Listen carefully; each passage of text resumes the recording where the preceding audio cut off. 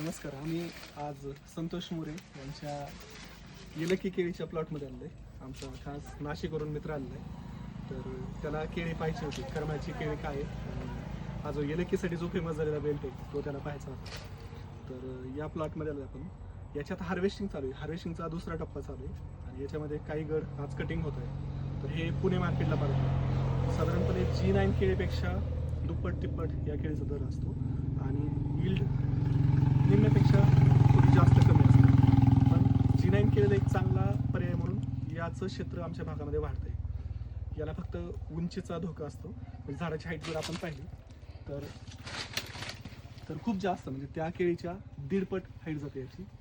आणि एक चांगला जर ॲडव्हान्टेज म्हटलं तर याला त्यापेक्षा स्प्रेज किंवा जे वॉटर सोल्युबल्स आहेत ते खूप कमी लागतात. म्हणजे साधारणपणे केळी बांधताना एक बेसल डोस आणि नंतर फुगवण्याची काही औषधं, एक फुगवण्याच्या वेळेस अजून एक बेसल डोस, अशा 2 बेसल डोसमध्ये येलकीचं होतं. याला स्प्रेची कुठली गरज नाही G9 केळीसारखी. त्यामुळं शेतकऱ्याचा बऱ्यापैकी खर्च कमी होतो. आता बुचकुळ नाशिकवरून आले तर यावेळेस पुढच्या सीझनमध्ये बुचकुळ नक्की एक प्लॉट करायचं आमचं ठरलं आहे.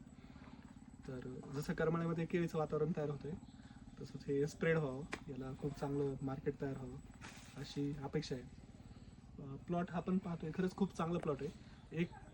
एक बन जर आपण पाहिलं साधारणपणे 11 ते 12 फण्यांचा घड आहे आणि घडाचं वजन साधारणपणे 12 किलोच्या आसपास भरतं आहे. तर आत्ताच हे ड्रायव्हर साहेब आम्हाला भेटले, ते सांगत होते की अगदी 20-20, 25-25 किलोपर्यंत घड काढलेले आहेत त्यांनी. डेली लाईन चालवतात, त्यांची लाईन चालते. तर त्यांनी जास्त बागा बघितल्या. ते सांगत होते की 20 ते 25 किलोपर्यंत याचं हार्वेस्टिंग, म्हणजे एका घराचं जाऊ शकतो वजन. तर खूप चांगला इन्कमचा सोर्स आहे हा.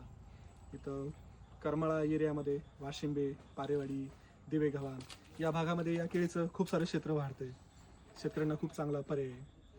तर नक्की आपण याचा विचार करूया. खूप सुंदर केळी, आम्ही घरी खायला घेऊन काय चाललो. धन्यवाद.